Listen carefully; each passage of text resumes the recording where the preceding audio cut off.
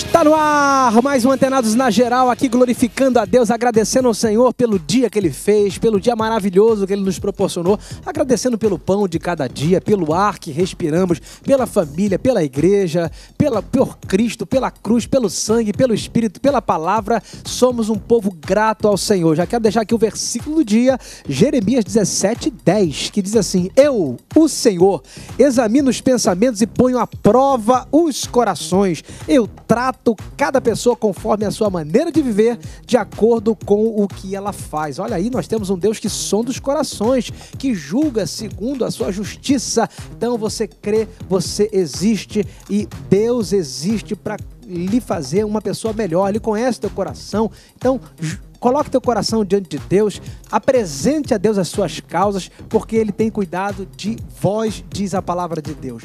Muito bem, hoje no Antenados Geral vamos falar sobre perguntas e respostas. São as perguntas que o Brasil nos manda e queremos aqui atender aí as tuas necessidades espirituais. Para participar do programa de hoje, eu convido ele, que é pastor da Assembleia de Deus na Zona Sul, é dirigente de uma congregação na Rocinha.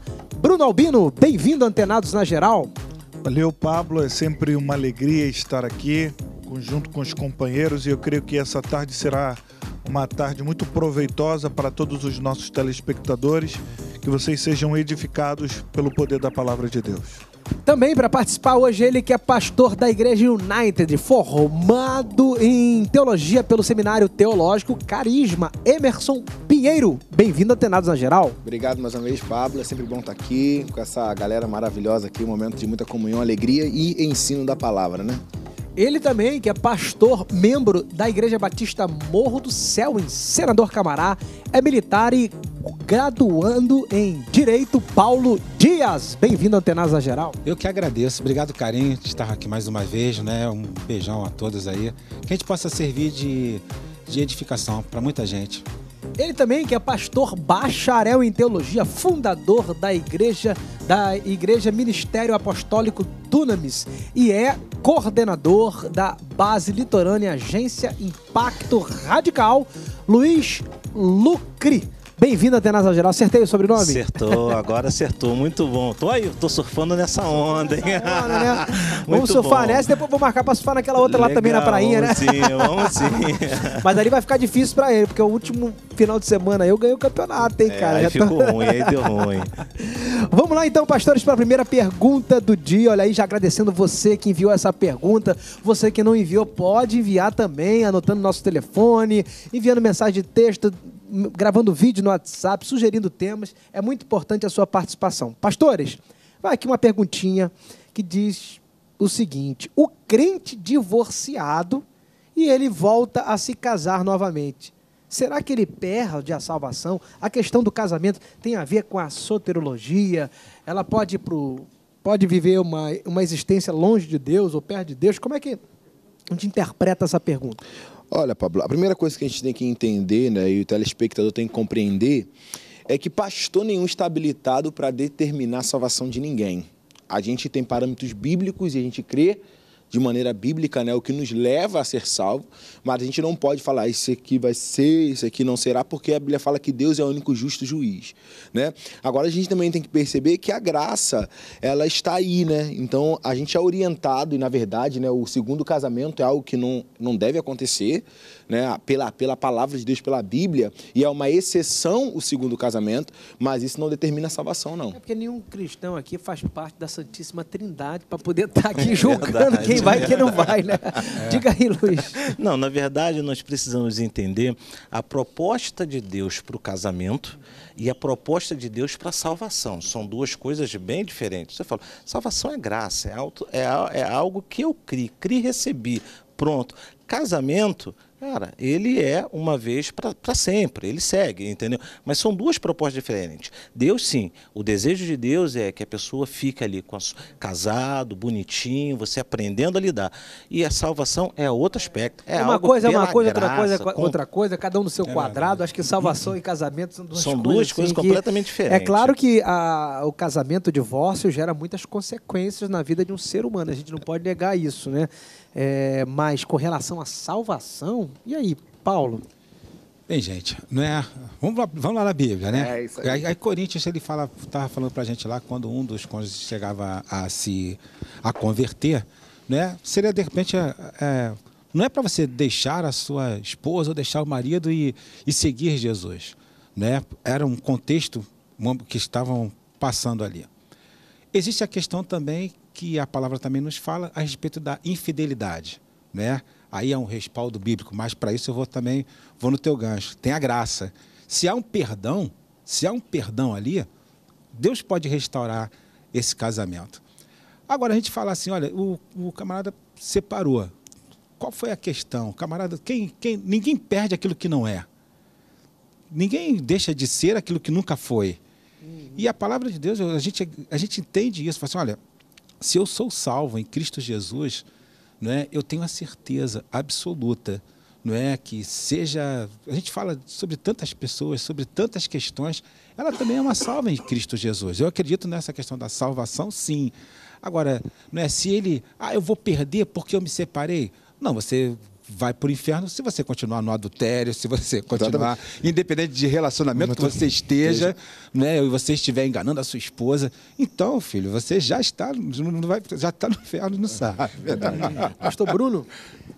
Pablo, primeiro a questão do divórcio é uma questão teológica que é debatida com 3 visões diferentes. A primeira visão, aqueles que creem que nunca se pode divorciar. A segunda visão, aqueles que creem que se pode divorciar. E aqueles que creem que só em determinadas situações se pode divorciar. Então, esse assunto é debatido por longos tempos acerca do divórcio. Então, já tem um problema. Qual é o problema? Se eu digo que a salvação, se alguém casou de novo e ele não tem direito à salvação e a salvação dele está ligada a isso, só que você tem uma visão oposta à minha. Você crê que alguém pode se separar num sentido de uma mulher ser agredida, e eu digo que ninguém pode se separar. Então, a gente já tem um problema. Já temos um problema de entendimento. E esse problema de entendimento, como é que vai ser? A Bíblia, para esse debate ser tão longo e tão comprido, é que o assunto é um pouco minucioso, um pouco... melhor dizendo, um pouco difícil de compreender algumas partes desse assunto. Então, para voltar a tudo que os pastores falaram, a salvação é só pela graça. É só pela graça, não é obra nossa, é graça de Deus. Senão a gente vai ter problema. Aí tem igreja que diz que não, tem igreja que diz que sim. E aí? Quem que vai determinar a salvação? E se eu colocar o casamento como questão de salvação, eu anulo a cruz como suficiente. Exatamente. Eu começo a pregar um evangelho legalista. Exatamente. Aquilo que Paulo combatia aos Gálatas, do legalismo entrando dentro da igreja, que ele, para ser salvo, ele tinha que ser circuncidado. Eu posso... Aí, o grande detalhe já que a fere, gente já tem... O ascetismo. que eu acho que a gente tem que tomar cuidado, é que as pessoas gostam de pegar as exceções e colocar aquilo ali como fundamento. A gente tem um fundamento bíblico, né? Deus, eu não acredito que Deus criou o casamento para a gente ficar casando de 10 em 10 anos. Provei daqui, agora não gostei disso aqui, agora eu quero provar outro e aí por aí vai. Eu acho que a gente tem um fundamento. Existem as exceções bíblicas, né? A gente vê exceção. Só que a gente não foi criado para ver com exceção, né? Porque senão a gente vai sempre estar infringindo regras. Alguns fariseus, né? Então, pra gente, casamento é um só, tem que Amém. levar até o fim. Verdade, Casamento é um projeto de Deus, né? Casamento é um projeto É um divino. projeto de Deus. Mas E não está ligado, não tá ligado à religião. A religião é a salvação. E não está ligado à religião. Tem mais uma religião. perguntinha aqui, são 10 perguntinhas. Vamos lá, Paulo. Começar aqui com o Paulo. Vamos lá, Paulo. Aqui, ó. O que fazer quando jovens querem mudar a doutrina da igreja com doutrinas contrárias à igreja local? Nenhum reino dividido ele vai subsistir, né? Você pode estar em determinado lugar, tá numa igreja, você pode não concordar, aí há uma questão de respeito à liderança, aquilo que está sendo ministrado.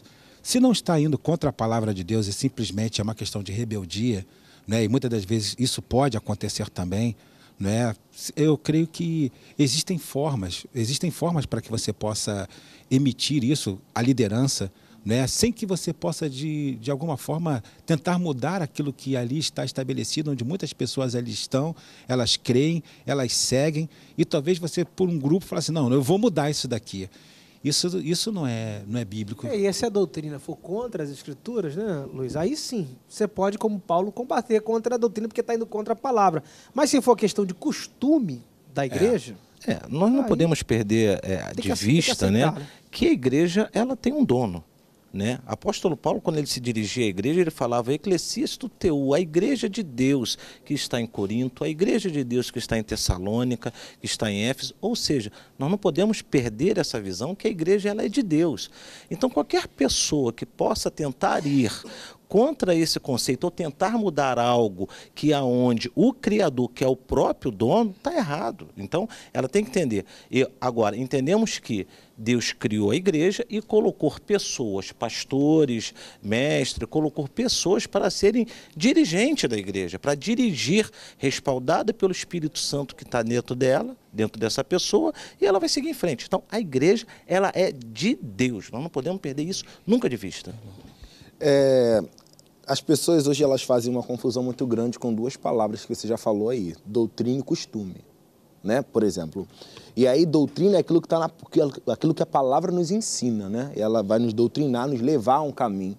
E costumes é aquilo que cada igreja vai acabar acreditando, formando. Por exemplo, vou dar um exemplo bobo aqui. A minha igreja acredita ou crê, é um costume da minha igreja que as pessoas possam usar largador e tatuagem. Tem algumas igrejas que vão falar isso, que isso é do capeta, do diabo, e aí? Né? E aí o jovem, talvez ele esteja lá com a tatuagem dele lá, não, pastor, pode querer. Eu dou uma instrução para esse jovem, rebelde nem sempre é quem sai, rebelde é quem fica debatendo e lutando contra aquela doutrina. Se aquela igreja não se encaixa no teu padrão, naquilo que você crê, você pega, fala, pastor, eu quero servir em outro local, porque tem muitas igrejas aí, gente, é o reino de Deus sendo implantado. Porque ficar né? discutindo é campeonato de ignorância. Também boa, quem vence é quem é mais ignorante, quem briga mais. Porque a igreja é classificada em dois níveis. Ela é um organismo, que ela é imutável, é um organismo, ela é uma só, independente de rótulo, independente de nome, mas ela também é uma instituição. Exatamente. Uma instituição que os seus líderes determinam algumas regras. E essas regras devem ser respeitadas.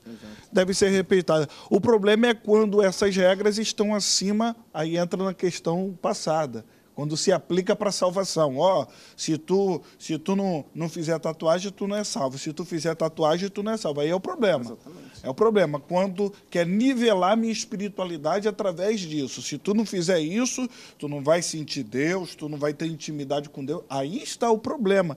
Mas agora, o cara está insatisfeito, procure outra igreja, que ele vai se adaptar dentro dos seus costumes. Não tente mudar o costume que já existe. Há 10 anos, 5 anos, 100 não anos. existe. Igreja é identificação, né, pastor? Entendeu? A igreja é identificação, eu me Quando identifico. Paulo fala de suportar-vos uns aos outros, é ser suporte uns dos outros.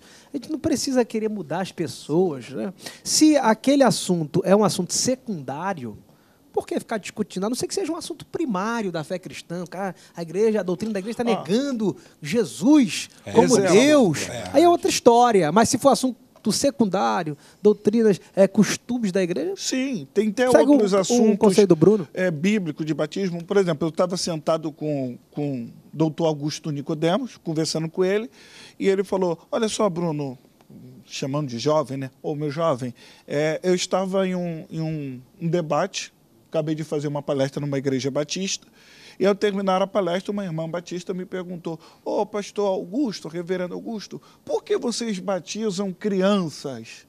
Por que vocês batizam criança na presbiteriana e nós não batizamos? Aí ele disse, olha, irmã, eu vou arrumar argumento a noite toda para te dizer por que eu batizo criança e você vai me arrumar argumento inteiro para falar por que não deve batizar criança. No final, isso não vai mudar nada. Verdade. Não vai trazer espiritualidade em nada. Nós precisamos permanecer naquilo que é essencial para a igreja. Justificação, salvação, eleição, são assuntos que não podem ser rompidos, que não podem ser quebrados e precisam ser ministrados. É uma teologia para a vida. A gente tem que focar na teologia que traz vida, né? Tem uma outra perguntinha aqui que diz assim, obrigado aí pela pergunta, que fala o seguinte, eu gostaria de saber qual a opinião de vocês acerca da implantação de comemorações mundanas nas igrejas e outros atrativos para tentarem ganhar almas, sendo que o maior atrativo no evangelho é a genuína palavra de Deus. Como é que vocês entendem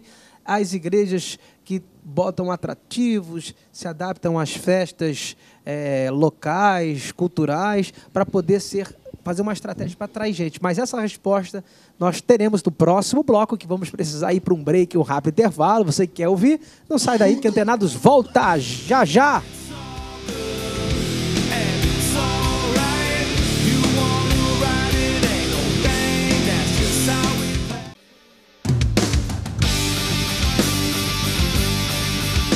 Estamos de volta aqui para o segundo bloco do Antenados na Geral, agradecendo a Deus pela sua presença, pela sua audiência e desejando toda a sorte de bênção sobre a sua vida.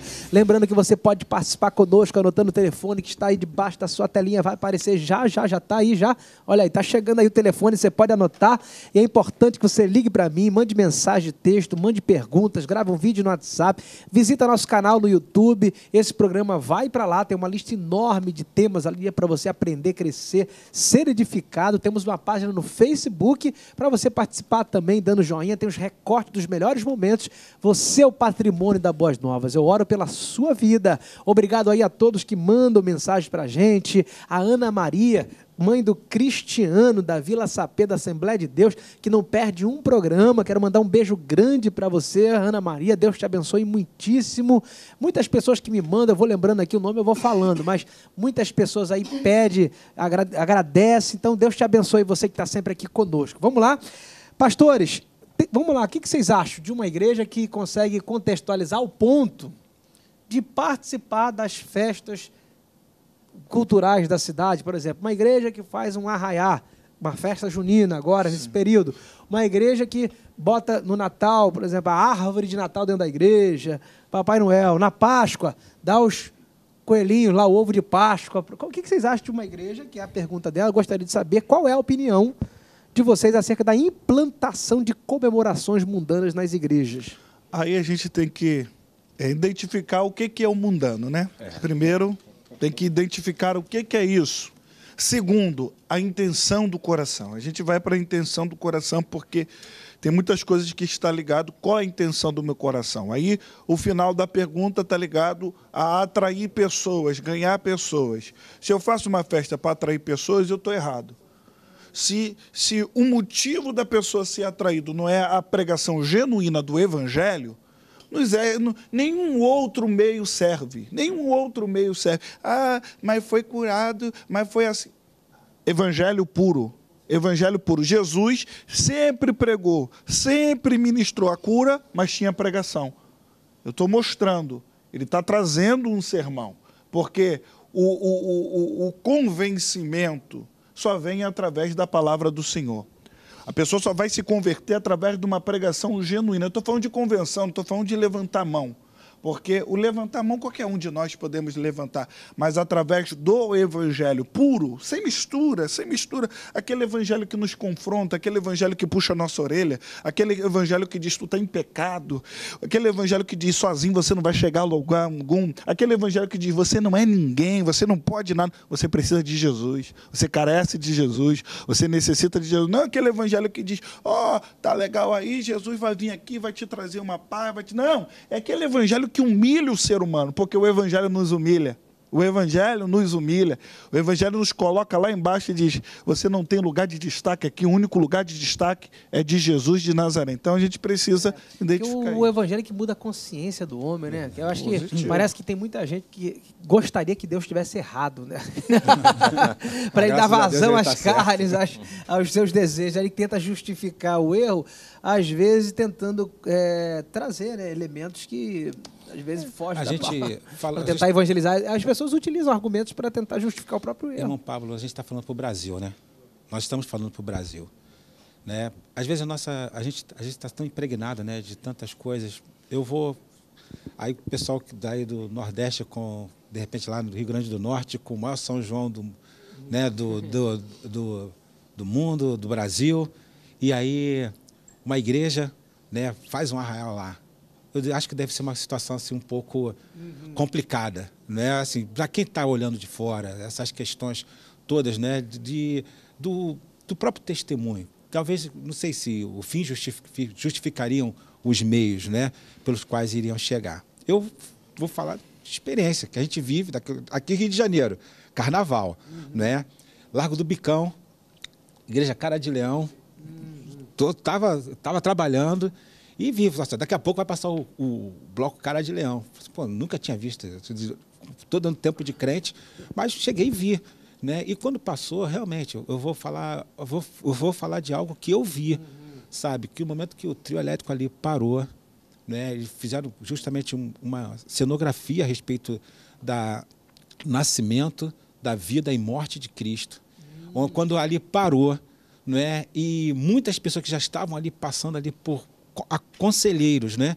Que falaram, olha, para desviados, para as pessoas que estavam ali ouvindo do amor de Cristo ali no meio do carnaval, e muitos se convertendo e voltando para Jesus, eu não pude chegar e falar assim, olha, isso não é de Deus. Seria o verdadeiro exemplo de tentar redimir a cultura, né? Porque então a gente consegue redimir a cultura do nosso país. Então a gente pode utilizar esse tema aí. Até mandar um abraço para o apóstolo Ezequiel Teixeira, que é meu amigo. Eu prego muito nas igrejas dele lá.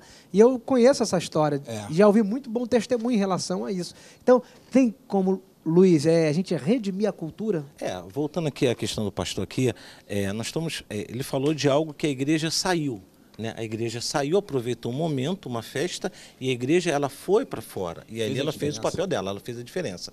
Agora, a pergunta, entendo eu, que ela é ao contrário. É aquilo, a igreja que está trazendo para dentro costumes de fora. Entendeu? Então, esse é o grande problema, porque nós conseguimos entender perfeitamente que a igreja, ela, o tempo todo, ela é direcionada pelo Espírito Santo. O Espírito Santo está dando direção. Nós, como igreja, ou como líderes espirituais, não precisamos buscar alternativas da nossa mente, né? A mente que faz parte de um corpo que caiu, né? Para trazer alternativa, para trazer aquilo que é algo espiritual. Seja guiado pelo Espírito, a igreja é guiada pelo Espírito, entendemos tudo pelo Espírito e, com certeza, nós não precisamos de alternativa de fora. E sim, precisamos sair, como a igreja Cara de Leão fez, o pastor Ezequiel fez, e fez muito bem, mas não trazer nada daquilo que é de fora, mundano, para dentro da igreja, entendeu? Nós somos agentes influenciadores do mundo. Nós não precisamos ser influenciados. O mundo, o meio secular, precisa da igreja, precisa da palavra genuína de Jesus. É só isso. Eu acho que tudo mora dentro de um equilíbrio muito grande, né? Por exemplo, vai se ter um arraiá na igreja, mas talvez o meu pai, se eu chamo ele para a igreja, ele nunca vai. Mas eu falo, pai, vai ter uma festa lá na igreja, vai ter uma comida típica, vai ser legal, vai ter umas barraquinhas lá, vamos lá. E lá está o louvor sendo cantado, a palavra sendo pregada. É uma estratégia que a igreja pode ter para alcançar pessoas. E aí não tem a ver com a palavra, não tem a ver com a festa. Como o pastor aqui falou, tem a ver com a intenção do coração dos membros da igreja e da igreja local em si. Então, tudo é um equilíbrio, porque muita gente vai falar que o apóstolo Ezequiel está trazendo o carnaval para a igreja porque ele está usando samba e está usando... E quem disse que o samba é do diabo?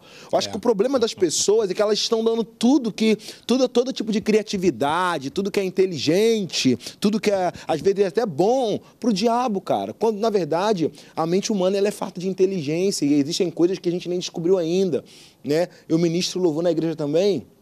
E eu costumo dizer que existem algumas notas que a gente ainda nem descobriu e que o Espírito Santo ainda vai nos revelar, né? E aí, às vezes, alguém tá lá estudando e vai sacar alguma coisa, vai sacar uma nota nova e vai nascer um novo ritmo. E aí a pessoa fala, é do diabo, quem falou isso, velho? Então a gente tem que começar a melhorar e trazer um equilíbrio para dentro da igreja. As pessoas estão muito meio desequilibradas. Mais uma perguntinha aqui, ó. A paz do Senhor. Me chamo Alessandra de Santa Cruz, Rio de Janeiro. Um beijo grande aí para você, Alessandra. Obrigado aí pela pergunta. Minha pergunta é: quem rouba o caixa da igreja terá salvação? Tem perdão para quem mexe nas coisas de Deus? Pastor, o pastor pode mentir constantemente? Olha aí, será que ela está vivendo isso na igreja dela? O que vocês acham aí? Vamos lá, aí, ó. Primeira pergunta é: quem roubar o caixa da igreja tem salvação? Se arrepender, sim. Se arrepender, sim. Pronto. Não tem Pronto. Explicação Se roubar o caixa da igreja, tem salvação? Começar por essa aqui. Se arrependeu, pronto, acabou. Pronto, agora o cara tá em mentira, ele tá indo pro inferno. Porque aquele que ama e comete mentira... Pastor pode mentir? Não, ninguém pode. O ser Se humano ele, se ele entender que o pai Não, da poder mentira pode, é o tudo é diabo, lícito, mas não convém, né? Quem é o pai dele, afinal de Vai dar contas? mentira. tudo é lícito, né? Essa é muito. Poder pode, só que não deve, né? Então no seu quadrado. o filho é o... né? Então quem mente é o pai, é o Não, diabo, pô, é o filho na do diabo. verdade, se eu vou fazer aquilo de quem Agora eu exerce. vou pegar vocês aqui, vamos lá. Olha aí, agora vai uma pergunta. Abraão mentiu quando ele disse que a A mulher esposa? dele, né, Sim. era... Agora Irmã. vamos lá. Agora vai entrar aqui num... Posso explicar? Vamos lá, moral e ética. Vamos falar sobre a moral e a ética. Moralmente, Abraão mentiu ali. Né? Ele Sim, mentiu mas- é imoral. mas por Ele quê? falou que a Sara era sua irmã e não esposa. Sim, Abraão está debaixo do peso do pecado, isso é claro. Mas a mentira de Abraão não está debaixo de uma lei. A lei vai ser estabelecida após Abraão. A consciência do pecado só vem pós Abraão. Antes de Abraão não tem consciência Não do tem pecado. consciência. A questão é moral. Por que Abraão está mentindo? Ele está mentindo para salvar a sua vida. A mentira de Abraão não é aquela mentira que eu quero me dar bem, é aquela mentira que quer salvar moralmente, eticamente ele quer se dar bem ali e não quer morrer, devido àquela circunstância total. Mas que o pecado, que mentira é pecado, é claro. Isso daí é influência adâmica. Adão caiu, o pecado influenciou e aquilo ali é uma influência do pecado. Por isso que Paulo vai falar em Romanos capítulo 1 sobre o julgamento moral. Para aqueles que não conheceram Jesus e não tiveram conhecimento da lei, vão ser julgados segundo a moral. Então eu posso mentir eticamente. Não, ali Abraão está mentindo porque ele está antes da lei. Ele não tem uma lei que determina se aquilo é errado ou não é errado. Não, mas o coração do homem sabe Não, quando é isso o que é certo ou errado. Mas Há uma lei do coração influência do homem. pecado. Sim, há uma lei de... O apóstolo Paulo vai dizer isso em Romanos capítulo 1, a partir, acho que do versículo 25, ele vai falar sobre o julgamento daqueles que não tiveram um encontro com o Senhor Jesus. Aí é uma questão de saber se Abraão estava com o coração voltado na maldade ou não, aí é só com o Espírito Santo. Mas não existe uma lei. Nós não, já temos uma lei. Jesus decretou isso, declarou isso de forma muito clara. nós que a podemos- palavra mas do eu posso crente mentir é sim, eticamente, sim. né? Não, Jesus mas- declarou. A palavra do crente é sim, sim. Não. Existe uma Porque, lei. eticamente, é isso que eu tô falando, ethos, né? Que é a proteção, que é preservar a vida humana. Se eu preservo a vida humana e minto para preservar a vida humana, essa minha mentira pode ser aceita, justificada. Não, justificado qualquer pecado Porque, é. por exemplo, você Mas olha não para tem Jesus a ver ali com isso, no né? sábado, que ele quebrou a lei de Deus. Ele foi contra a lei do Pai, a Bíblia. Só que ele quebrou a lei em favor da vida. Foi o exemplo que ele deu ali. Ué, se tiver...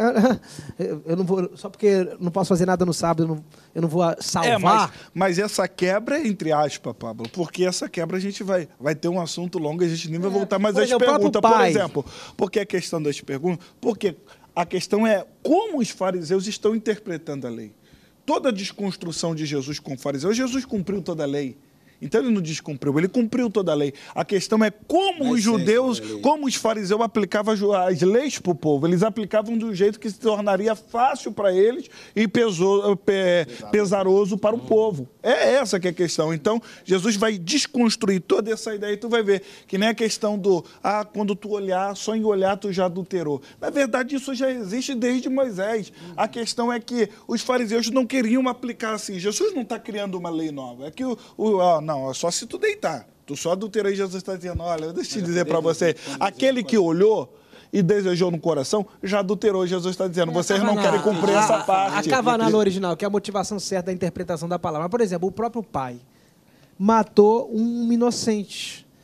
É imoral matar o inocente. Jesus morreu inocentemente. Mas, eticamente, foi bom Jesus ter morrido, porque a morte dele salvou muitos.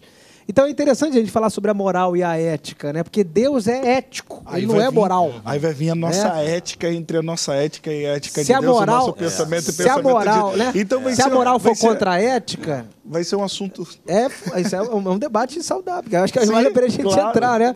Aí ela tá perguntando, pastor pode mentir? Não. Não pode Pastor mentir. nem crente. Agora, por exemplo, não pode mentir. Vamos colocar um exemplo aqui, vamos lá. Tem uma pessoa aqui para morrer. O cara tá morrendo. Aí ele entra na igreja. passa os bandidos, passa policial, o cara tem que morrer, tem que morrer, tem que morrer, tem que morrer. Aí o cara olha ali, bate na porta da igreja e você atende. Pastor, estou procurando o Joãozinho, tem que matar ele, quero matar ele. Ele está aí dentro da tua casa? Filho, tu já confessou Jesus? Vamos lá. Vamos lá. Confessou Aí Jesus? aí você vai falar o que pra ele, pro Não, tu já bandido? confessou Jesus? Tá, não. Se você falar que não tá, Aí tá entra mentindo. e mata você e morre os dois e vai dando falona. Eu acho que- Então, aqui nem Irmão. Jesus na cruz. Jesus está perdoando o pecado daquele homem, mas aquele homem morreu na cruz, ele foi para o céu, mas ele tinha que cumprir o que ele devia. Mas tu Não entregaria adianta. ele, o cara, pra morrer? O policial está vindo. Está pedindo um cara que é a justiça. Eu não posso ir contra a justiça. Jesus não foi contra a justiça. Eu não Mas sei se pela vida humana, agora tu desce pela na vida cruz. humana, da mesma fonte. Eu acho que nós chegamos a, né, foi uma fonte externa à Bíblia, né? Mas acho que tu faria, se eu Paulo? Não, se eu não me engano, né? Mas vamos lá. Se eu não me engano, tem a questão, né, de Foucault quando ele fala sobre no seu livro, acho que Vigiar e Punir, né? Ele começa justamente com uma questão como essa, não é? Que vem, né, no caso os policiais ou a autoridade ali e alguém se homizia na casa de alguém e ela pede socorro a você, né? O que você faz nesse momento, né? Nós também temos que acho que não podemos nos distanciar da questão de princípios. Qual o princípio maior? A vida? Qual o princípio que está sendo ali naquele momento ali, né? Eu tenho a certeza absoluta que Deus não vai me mandar para o inferno se eu socorrer aquela vida. Preservar a vida humana. A Preservar vida é a maior vida do que a regra. A regra. Entendeu? Você, olha só, não é... Gente, eu tenho a certeza absoluta dessa questão. Não é falar que certeza absoluta é uma coisa a gente colocar assim como, né? Mas existe a questão da preservação da vida. Há um princípio maior que está ali. Sim, pastor. Né? Eu entendo. Olha só, eu sou... Só um minutinho. Eu sou pastor dentro de uma comunidade. Rocinha. Isso. Uma comunidade extremamente perigosa. A UPP não existe. Fala que tem lá, mas eu vejo mais homens armados do outro Que nem a lado igreja do que... Laodiceia. do que Tem fama do que vive, mas eu tá tô lá, morto. Não moro Só tem lá, a placa. Mas quando eu chego na igreja, vejo. Então é um ambiente totalmente hostil. Por exemplo, eu não moro lá. Imagine se eu morasse lá. Alguém entrou dentro da minha casa e todo mundo sabe que eu sou pastor e eu minto. Isso pode gerar um problema futuro. O problema futuro, o crente mentiu. E isso pode gerar, ao mesmo tempo... a favor da vida humana. Isso, e ao mesmo tempo o cara pode entrar, porque geralmente dentro de uma comunidade, quando alguém está para entrar, eles não batem, eles já saem arrombando. Já sai arrombando. O cara vai entrar e te pegou lá, imagine o cara que é um traficante, aí tu fala, não tá aqui, aí ele, tô entrando, pum, aí te viu com o cara. E aí? Qual é a circunstância? Tu, como um pastor, como um crente, não, amado, eu assim, não estou tão distanciado, eu não estou tão distanciado da realidade do irmão, né? Hoje a gente está lá em Senador Camará, né? Taquaral, né? Já tivemos também na Vila Aliança, né? Então eu tenho a certeza absoluta, como muitas das vezes, né? Talvez já passamos por perigo sobre a nossa vida, da nossa própria vida, né? Mas eu tenho a certeza, queridão, né, que a preservação, né, eu falo Mas o que Jesus fez com a mulher adúltera? Ele poderia ter cumprido a lei ali, matando aquela mulher apedrejada porque ela foi pega no adultério. Quem não tem pecado, atira a primeira pedra, vai no peixe mais. Ele jogou essa responsabilidade. Jogou essa responsabilidade. Experiências na comunidade como pastor é respeitado. Quanto mais tu mantém as suas vestes limpas, cara, ele está aqui... Mas deixa a integridade dele. Eu vou conversar com ele. O que tem de vidas que são libertas na hora, na beira da morte? Chega um pastor, chega um irmão e diz, rapaz, não, deixa eu tirar ele daqui. Eu sou um pastor. A gente vai cuidar da vida dele. Ele não vai voltar a fazer isso. Quantos foram livres da morte...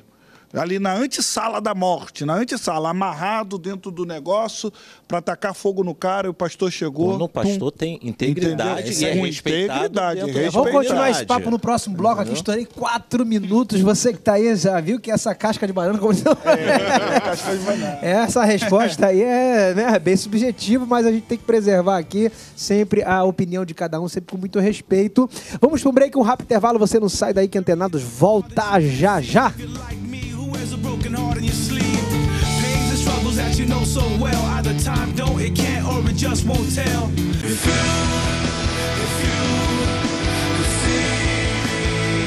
Estamos de volta para o terceiro bloco do Antenados na Geral, aqui falando sobre as perguntas que você nos envia. Queremos responder todas elas. Recebemos aqui 10 perguntinhas, eu espero aí que uma delas seja a sua. Pastor, olha só, mais uma pergunta. Marlon Vieira, de Niterói, Rio de Janeiro, da Igreja Internacional Vida em Cristo. Obrigado aí, Marlon, um beijo grande para você aí, a sua participação é muito importante. Vamos lá. Eu gostaria de saber se o Senhor Jesus foi totalmente humano na sua passagem e ministério na terra, usando o poder do Espírito, ou se ele em alguns momentos usou a sua divindade para operar algumas maravilhas, como por exemplo o de acalmar a tempestade e cessar o vento. Como é que a gente faz para estudar aqui a divindade, a deidade de Jesus? O que a gente tem a dizer sobre a pessoa de Jesus? Quem ele era? Ô Pablo, se ele não foi 100% homem, o sacrifício dele foi inválido. Não tem validade alguma. Imagina, eu tô sentindo dor e falo, não, eu sou Deus, não vou sentir mais dor agora. Pum, claro, não vai sentir dor, então não tem validade. Não tem validade. E todos os milagres, o que ele vai fazer? Acalmar a tempestade, foi o texto usado. O que ele vai dizer para os discípulos? Homens de quê? De pouca fé. Jesus está dizendo, o que eu fiz é possível vocês fazer tendo fé. Então, a questão ali, ele ensinou tudo acerca de fé. E Jesus nunca fez milagre para benefício próprio, ele sempre fez para terceiro, e ele sempre usou a oração, sempre usou o clamor. Ele subia no monte para orar, ele sempre, Pai, a ressurreição de Lázaro, ele vai falar com o Pai. Então, sempre ele conversou com Deus. Sempre ele mostrou a sua humanidade. Se ele não fosse 100% homem, o seu valor na cruz seria... Algumas pessoas defendem que ele teve, sendo Deus, não teve por usurpação ser igual a Deus. Alguns defendem, alguns hereges defendem que Jesus deixou a divindade dele lá na glória e veio como um homem atendendo o legado. Isso é uma mentira. Filipenses diz que ele se esvaziou. Entendeu? Ele diz que se esvaziou. E Marcos 11, ele diz, né, que você tem de fé em Deus. E se você tiver fé, entendeu? Você pode mandar um monte sair de um lugar e ir para o outro, e assim será feito. Como o pastor falou, Jesus Cristo aqui, ele se esvaziou totalmente e ensinou tudo e todos sobre fé. Então Jesus, ele derrotou Satanás como homem, viveu aqui como homem e fez o ministério dele como homem. E ao mesmo tempo 100% Deus. Ele é 100% homem e 100% Deus. Ele é 100% homem e 100% Deus. Fez tudo isso como homem, mas cheio do poder do Espírito Santo. Ponto. Isso aí é um assunto bem bacana a gente discutir, né? Porque como homem ele chorou, como Deus ele perdoa pecados, vai, não peques mais. Quem perdoa pecados senão só Deus? Então se ele perdoa pecados, ele também é Deus ali, né? João, né? Então na cruz, eu vi um pastor falando, eu achei interessante, na cruz é Deus versus Deus ali, né? Ele era o único capaz, porque ele não pecou nem no pensamento, Jesus foi sempre, né? Então como é que a gente pode falar um pouquinho mais sobre essa natureza divina? João, né, ele vem falando, né, a questão do verbo, né? E o verbo era Deus, o verbo estava com Deus. Cristo entrou em Jesus. E aí ele fala, para nós, de uma forma assim linda, que ele fala, e o verbo se fez carne, né? E habitou entre nós, né? E no original ele fala até a questão ele faz uma associação a festa dos tabernáculos, e tabernaculou entre nós. Então, não é a presença para sempre. E ele diz, e o verbo se fez carne. Ele não tira em nenhum momento, né, a deidade de Cristo, que ele foi 100% Deus e 100% homem, né? Maravilha. Deus entre outra aqui, ó. Meu nome é Vanessa. Um beijo grande, Vanessa. Você que é de Campo Grande, Mato Grosso do Sul. Olha aí, obrigado pela sua participação. É muita gente do Brasil inteiro assistindo aqui, vendo Antenados na Geral. Isso é muito bacana, né? Ver que o Brasil aí está antenado, querendo aprender, crescer na graça do conhecimento. Ela diz assim: gostaria de saber se ouvir músicas mundanas e beber cerveja e vinho é pecado. Emerson, para você essa bomba, vai. Fala, pastor. A Bíblia fala, né, que nosso pensamento ele deve trazer sempre vida. Né? A Bíblia nos ensina isso, né?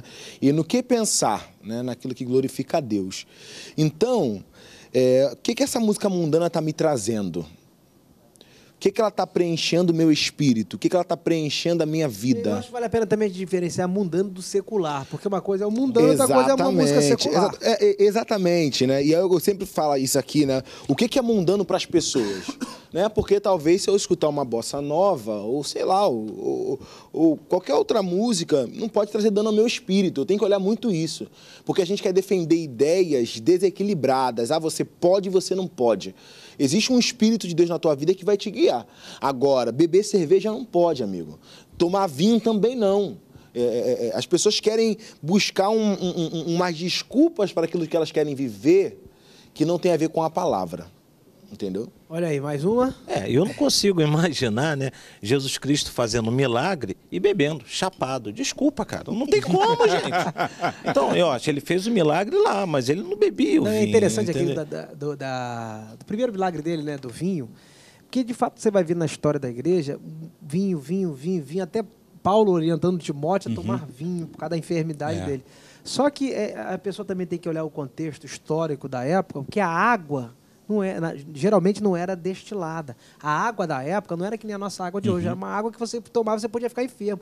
E o vinho, ele sempre era misturado com a água para diluir e a pessoa beber a água e não ser afetado com aquela água impura. Então, geralmente, o vinho fazia parte da comida diária, da bebida diária daquela época. Não é como hoje. Né? O vinho, às vezes, as pessoas bebem para embriagar mesmo. Não é para destilar a água. Tem isso. Aí, quando Jesus transforma água em vinho, ele pega o vinho, a água da purificação, né? Que é interessante. O que é a água da purificação? Existem ritos onde a pessoa lavava a mão, o pé ali, no rito. Ele pegou aquela água suja. Água impura. Água impura e transformou no vinho, como se ele tivesse diluído com... É um mistério.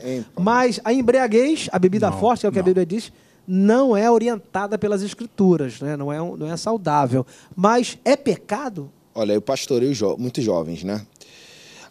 Todos nós já nascemos com um senso moral e imoral dentro de nós.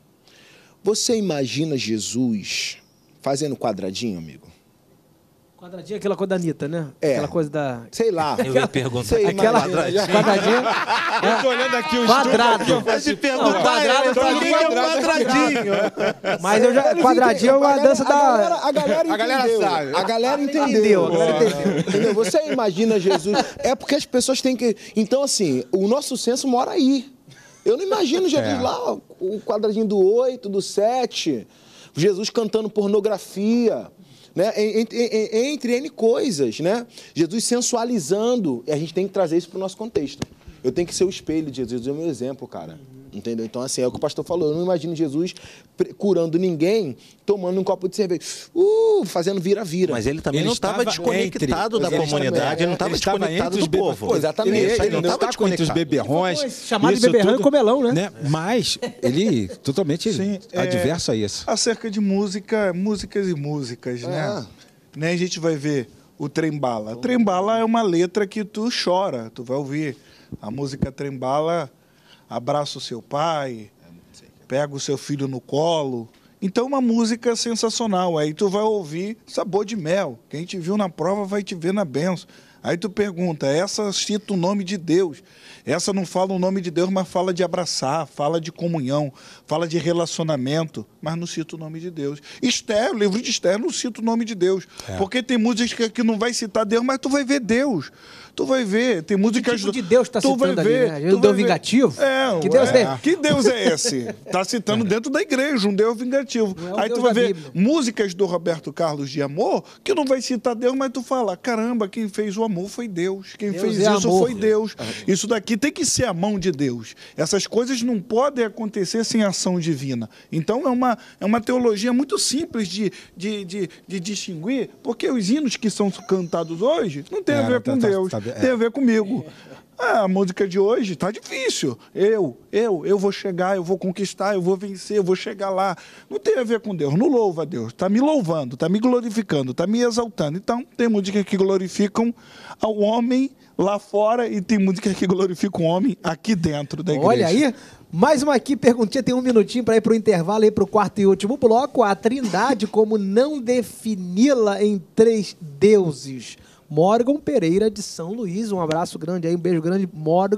Morgana. Será que é isso mesmo? Morgana Pereira de São Luís. Obrigado aí pela pergunta. A Trindade, como não defini-la em três deuses? Por que Trindade não são três deuses? Lloyd Jones até tem um livro de doutrina dele que é Deus o Pai, Deus o Filho, Deus o Espírito Santo. Por que é um Deus só e não são três deuses?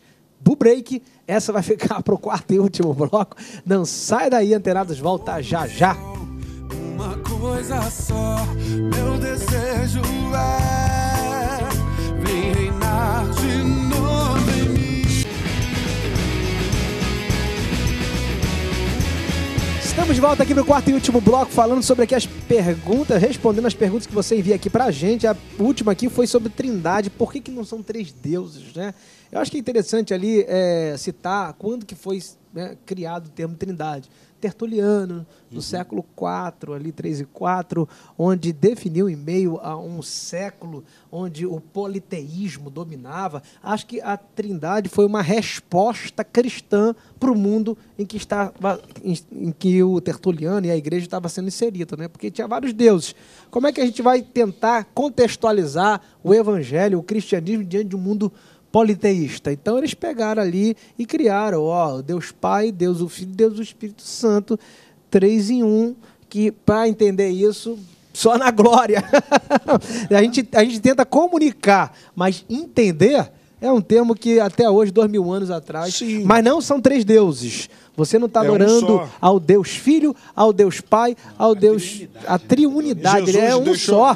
Só que existe uma ordem de adoração, né? Você deve orar ao Pai, clamar em nome do Filho e crendo que é o Espírito Santo que faz esse Jesus trabalho. vai dizer, então, eu e o Pai somos um só. Então, vai ter vários textos bíblicos. A própria criação do homem vai dizer, façamos o homem. Não é, vou fazer o homem. Eu vou criar um homem. Façamos. Então, é um trabalho o termo Trindade conjunto. É uma forma pedagógica de tentar explicar, assim como a tricotomia, por exemplo. Você vai ler no Antigo Testamento. Na verdade, na Bíblia toda tem mais texto dicotômico do que tricotômico. Tricotomia, na verdade, tem a ver mais com a pedagogia, para tentar explicar para o mundo grego que conforme o Espírito. Vamos para outra pergunta aqui. É errado igrejas organizarem festas juninas, pastores? 4 minutos. Sim ou não? O que vocês acham? Alguém concorda? Alguém discorda? A festa que é em junho, por isso que ela é junina? Juninas. Eu faço julino, meu aniversário é julho. Aí manda um presente pra mim, viu? Julho. Então, olha aí, esse mês é meu aniversário. Junina. É errado, sim ou não? A gente até falou um pouco isso no bloco anterior. É festa típica, pula. Típica. Vai pra outra. Você faria? Não faria? Não, acho que não é errado, não, né? Não é errado, não. Pronto, não é errado. Maria foi assunto aos céus? Maria foi assunto aos céus? Ela...